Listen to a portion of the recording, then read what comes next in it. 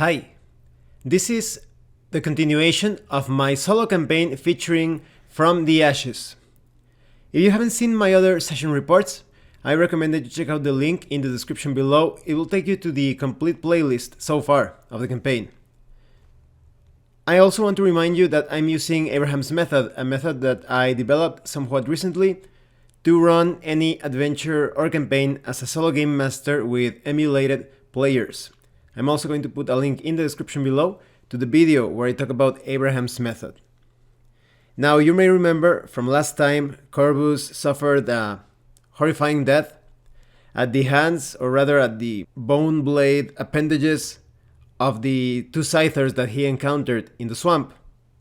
But because this is a Dark Souls sort of role-playing game, he still has humanity left. He came back to unlife because he's somewhat undead. And now Corvus sets off to unlock the second gate once more. I started by making a roll to see how Corvus would proceed through the swamp, and I obtained Deactivate Fallen Belief.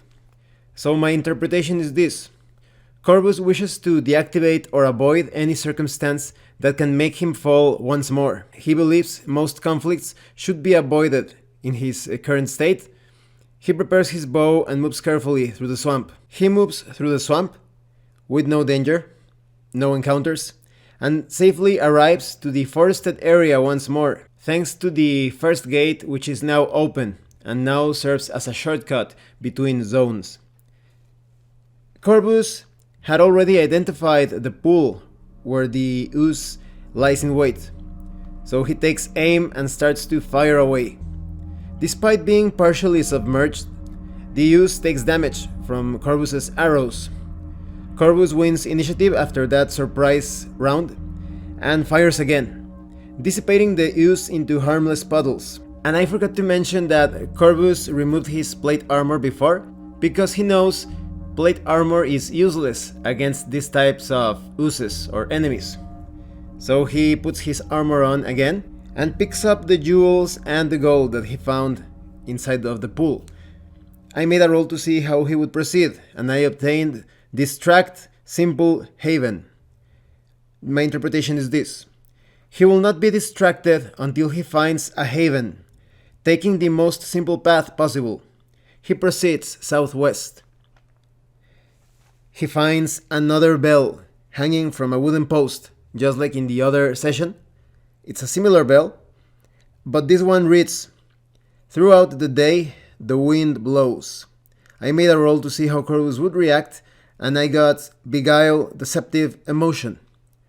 Corvus feels these bells are part of some deception or trap. He avoids touching the bell and proceeds north. Further north and to the west, he notices another bell. A dagger has pinned a note to the post from which the bell hangs, and it reads, "3 passing of time opens the way." Engraved upon the bell are the words, "A dusky maiden leads me to darkness."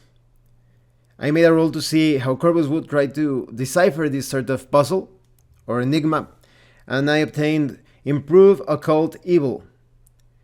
My interpretation is this: to improve this situation, Corvus will attempt to unravel the occult evil behind these bells.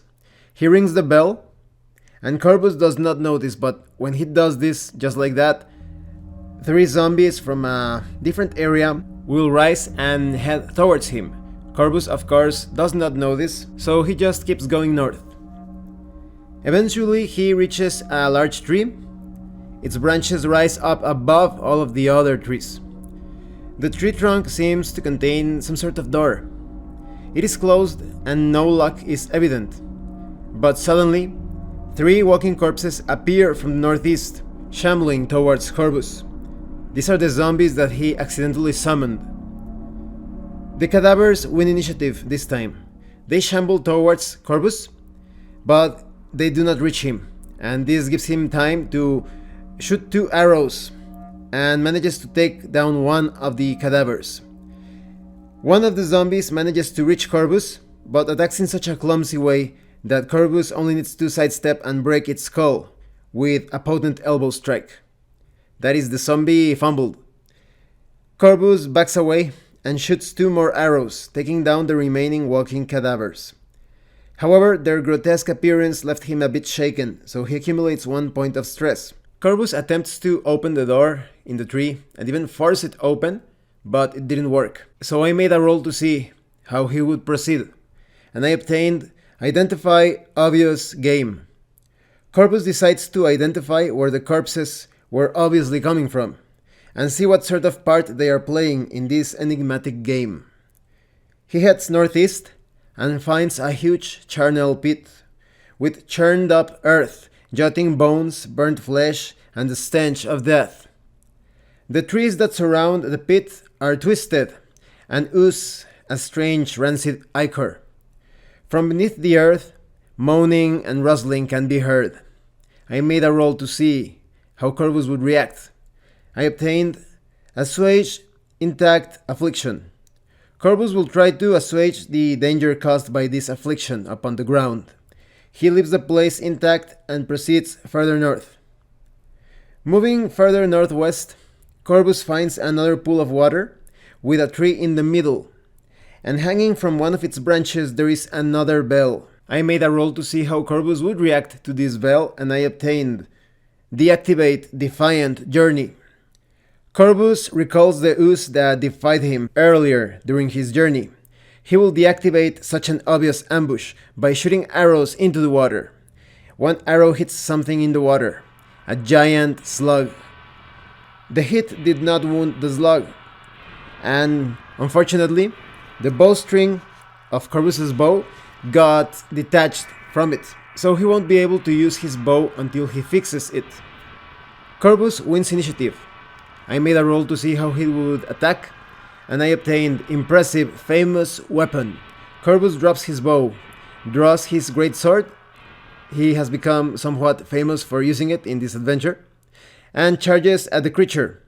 The slug spits acid at Corvus, but its aim is terrible and misses. Corvus rushes at the slug. He keeps on running, but it's still out of reach. His armor is slowing him down. The slug vomits caustic vial at Corvus, but misses again. Corvus jumps into the waist-deep water, just a few feet away from the slug, which manages to spit acid quite close to Corvus, burning some of his flesh. Corvus hits the slug with his great sword, injuring it slightly, but the slug counters and injures Corvus with a nasty bite. I made a roll to see if Corvus was going to change tactics. I obtained Trick, Occult, Captivity. Corvus starts to move towards the tree in the water, in order to deceptively trick the slug into a position where its bulk will trap it against the roots and trunk of the tree. Corvus cuts and injures the slug while evading its bite. Then Corvus keeps moving while cutting away successfully. As Corvus rolls to the side in Dark Souls style, Corvus slashes across the body of the slug once more and takes cover behind the roots and trunk of the tree. The slug gives chase and manages to injure Corvus with a powerful bite despite his cover. Corvus inflicts another wound and avoids getting bit again. Corvus wounds the slug and is wounded in return. The slug begins to move back despite Corvus trying to stop it, and the slug makes its way back and fires acidic discharge at Corvus, inflicting serious damage on his body. I made a roll to see if Corvus was going to change his tactics. I obtained Discuss Medical Civilization. Corvus had no interest in discussing his wounds with a physician back in town. That is, once he gets back to more civilized places. So he decides to drink a healing potion immediately, but it does little to help him as the slug splashes him with acid again. I made another roll. Abjure Elusive Grudge. Corvus abjures his recent tactics and attacks the elusive slug with a grudgeful strike, inflicting a terrible cut across its body, because he got a critical hit with that roll. The slug attempts to back away, but Corvus's sword swipes makes it very risky for the slug to move so carelessly, so it doesn't manage to back away as far as it wanted to. Corvus and the slug wound each other again. I made another roll to see if there is a change in tactics. I obtained Confuse Recent Path.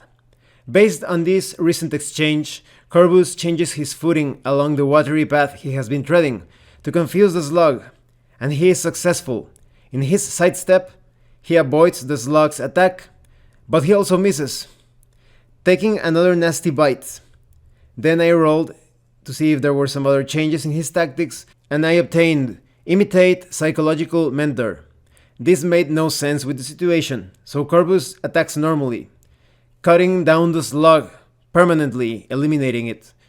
But the slug almost managed to swallow Corvus's arm. He is severely wounded. He only has one hit point remaining. Perilously injured, Corvus bandages his wounded arm and other cuts and bruises, and he also drinks his healing potion, but it still didn't heal him as much. He's still quite wounded. So Corvus decides to go back to town to recover and spend the many souls he obtained by defeating the slug. And this concludes the session for today. I'm glad that Corvus didn't die again, because that slug was really powerful. It could have easily killed Corvus. Corvus managed to get a few lucky strikes in, and the slug missed a few times as well with the acidic discharge. That attack is very damaging. So I'm really surprised as to how Corvus managed to survive the entire encounter. I was very pleased with the different tactics that resulted from making the rolls following Abraham's method. So I hope you will join me in the next session, where we will see if Corvus manages to decipher the mystery behind the bells. Thank you so much for watching this session report. If you have any comments or questions, please let me know. And thank you so much to those that have been sending DriveThruRPG gift certificates to support the channel. If anyone else wants to further support the channel, the information how to do that will be in the description below. Once again, thank you, and see you later.